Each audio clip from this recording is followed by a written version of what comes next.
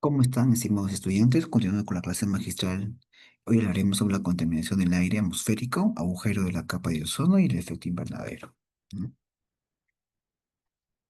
Bien, la atmósfera, ¿no? O sea, es nuestra manta protectora, ¿no?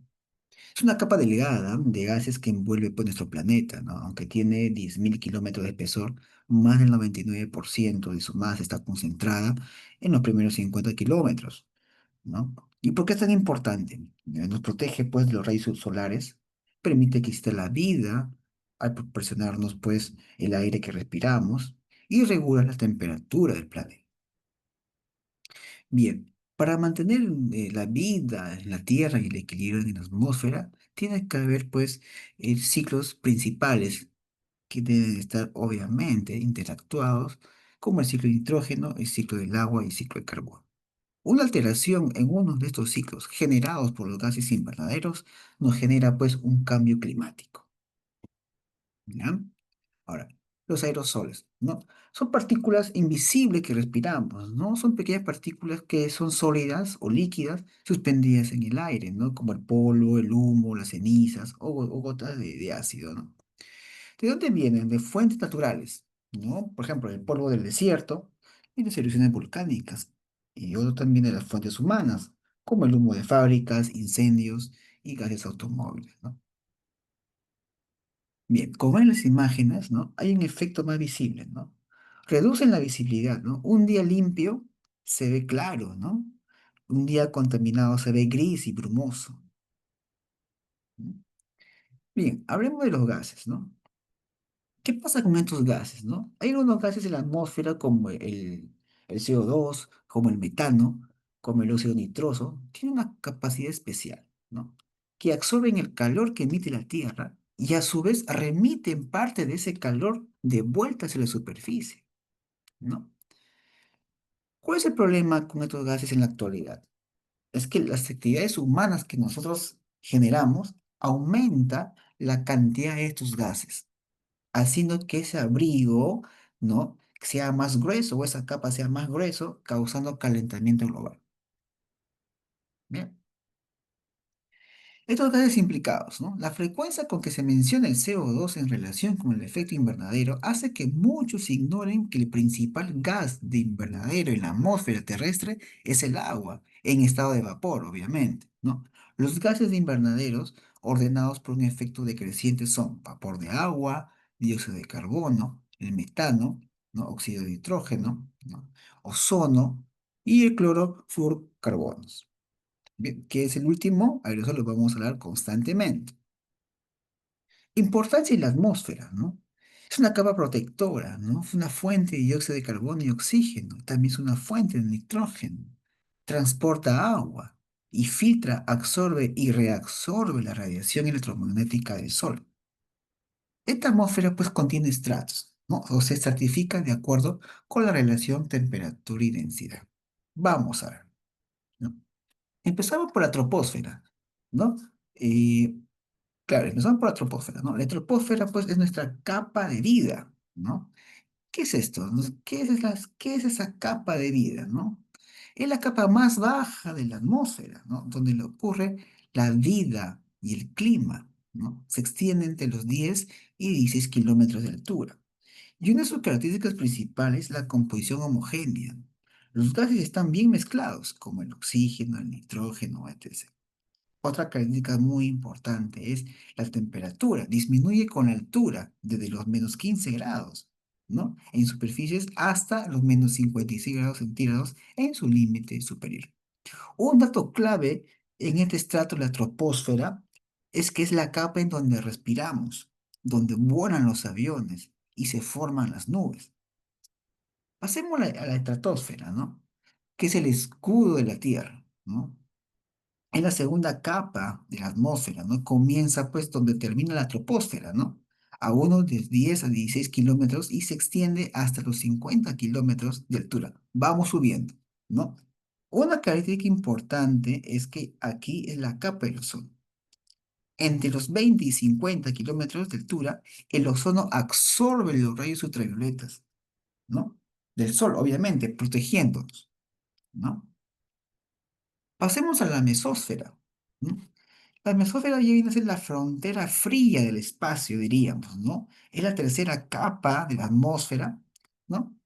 Se extiende desde los 50 kilómetros hasta los 80-85 kilómetros de altura, ¿no?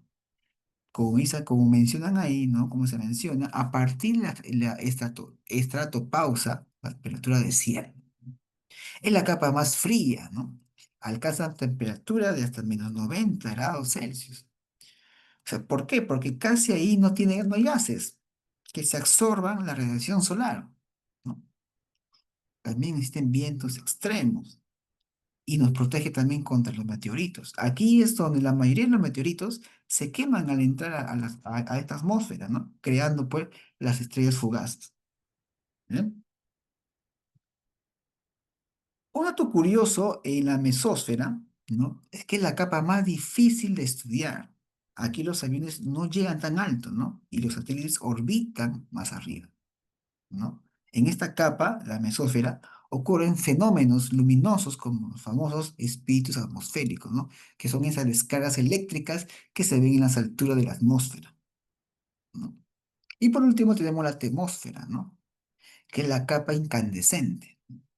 Esta es la cuarta capa en la atmósfera, donde se extiende desde los 80-85 kilómetros hasta los 500 kilómetros de altura, ¿no? Una característica principal es la temperatura, ¿no? Puede superar hasta los 1200 grados centígrados, pero no sentiríamos calor, porque las moléculas están muy separadas, ¿no? Es como que si el espacio estuviera vacío, ¿bien? Hablemos ahora del agujero de la capa de ozono, ¿no? ¿Qué es? Es un debilitamiento grave de la capa de ozono, especialmente sobre la Antártida, ¿no? Que permite el paso de más radiación ultravioleta hacia la Tierra. Esta capa, pues, se da, pues, en la estratosfera, ¿no? Entre los 15 y 35 kilómetros de altura. ¿Y para qué sirve esta capa de ozono? Actúa como un filtro solar natural, ¿no? Absorbe gran parte de los rayos ultravioletas, ¿no? Nos protege de las radiaciones, ¿no? ¿Y por qué se produce este agujero? ¿No? Principalmente por gases creados por nosotros mismos. Luego, como mencioné anteriormente, los famosos cloro, ¿no? Fluorcarbonados o clorofluorcarbonos, ¿no? Que destruyen las moléculas del ozono. Bien, entonces, ¿qué es el agujero de la capa de ozono? Es una disminución importante en la concentración de ozono que hace el denominado agujero de ozono. El agujero crece a finales de invierno y a principios de primavera, a causa de las variaciones estacionales de la temperatura, ¿sí? La contaminación del aire. El término se puede referir a la presencia de sustancias en el aire, ¿no? A concentraciones, duraciones y frecuencias tales que pueden afectar de manera adversa la salud y el bienestar tanto de la especie humana o del ambiente, ¿no? La contaminación atmosférica se define como la presencia de elementos contaminantes en la atmósfera, los cuales alteran su composición y afectan a cualquier componente de su sistema. Se clasifica en dos grupos, los gases, ¿no? Los hidrocarburos y las partículas como el polvo y los aerosoles. Vemos esta siguiente imagen. La acidificación del océano. ¿Qué está pasando aquí? Hablemos un poco, como dice acá, hablemos un poco de química básica. El dióxido de carbono que liberamos, ¿no? A la atmósfera, o sea, la quema de combustible de las industrias, no se queda solo en el aire. Una gran parte es absorbida por los océanos, ¿no? Entonces, veamos, la reacción química. Agua más dióxido de carbono nos da ácido carbónico. ¿Qué trae como consecuencia esto?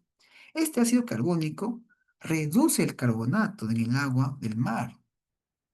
¿Y cuál es la función del carbonato? El carbonato es un componente principal y esencial para muchos seres marinos, como por ejemplo los corales, las almejas o los caracoles, ¿no? Que construyen sus conchas o esqueletos.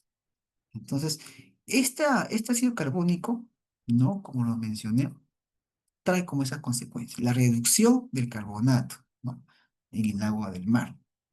¿Bien? ¿Qué es la inversión térmica? La inversión térmica es cuando el aire, se podría decir que el aire, cuando se traba, ¿no? Normalmente el aire caliente sube y dispersa contaminantes. Durante inversión térmica, ¿no? Una capa del aire cálido queda arriba y el frío se estanca abajo. Los contaminantes no se dispersan y se acumulan, cerca del suelo. Y eso trae como consecuencia una niebla contaminante, el famoso smog, ¿no? Que afecta a la salud. Por eso se menciona aquí, en el último párrafo, que la inversión térmica es un fenómeno meteorológico que se da en las capas bajas de la atmósfera terrestre. Consiste en el aumento de la temperatura con respecto a la altitud en una capa de la atmósfera. Bien, la isla del calor, ¿no? En esta imagen podemos ver cómo varía la temperatura en una ciudad y sus alrededores, ¿no? Formando una isla de calor, ¿no? Si vemos en el eje vertical, vemos la temperatura de 30 a 33 grados centígrados y un eje horizontal, vemos por las diferentes zonas rural, suburbana, urbana y centro. ¿Y qué observamos aquí? Que la zona rural es donde se encuentra la temperatura más baja, incluso hasta los menos 30 grados centígrados. Y el centro de la ciudad es el punto más caliente, con 33 grados centígrados, ¿no? Entonces, comúnmente se da el fenómeno de elevación de la temperatura en zonas urbanas densamente construidas causada por una combinación de factores tales como la edificación, la falta de espacios verdes, los gases contaminantes, ¿no? O la generación del calor, ¿no? Bien, el calentamiento global, ¿no? Se ha detectado un cambio en el clima global del planeta, ¿no? La temperatura media de la superficie terrestre ha aumentado en los últimos siglos y otras alteraciones climáticas, ¿no? ¿Cuáles son sus principales responsables, ¿no? Tenemos al CO2, al metano, a los carbones, ¿no? Que absorben por encima de 4 micras. Estas principales causas del aumento del CO2 lo da la quema de combustibles fósiles, ¿no? Los incendios forestales y deforestación, ¿no? Cuando nos referimos a la biosfera, a la atmósfera, ¿no? Hablemos ahora de la capa de ozono. Creo que anteriormente le hemos hablado, ¿no? De la capa de ozono, ¿no? Eh, la capa de ozono, pues, es una zona de la estratosfera que contiene la mayor parte de ozono atmosférico, un 90%. Actúa como un filtro gigante que nos protege de los rayos ultravioleta, ¿no? ¿Y por qué es importante esto?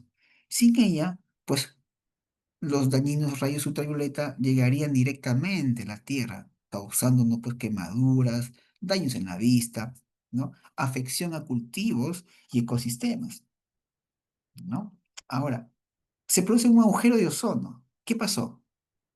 Que en el año 1957 se descubrió que sobre la Antártida la capa de ozono se estaba debilitando, especialmente en la época de primavera. ¿Y por qué ocurrió esto? ¿Quiénes fueron los culpables? Los culpables fueron los gases sintéticos llamados clorofluorcarbonos, ¿no? Usados en aerosoles y refrigerantes. Estos gases hacen que suban a la estratosfera y la radiación ultravioleta lo descompone, liberando átomos de cloro. ¿Y qué tiene que ir átomo de cloro aquí? Estos átomos de cloro, cada vez que aumenten, pueden destruir más de 10.000 moléculas de ozono. ¿Ven? ¿Cuál es la buena noticia de esto?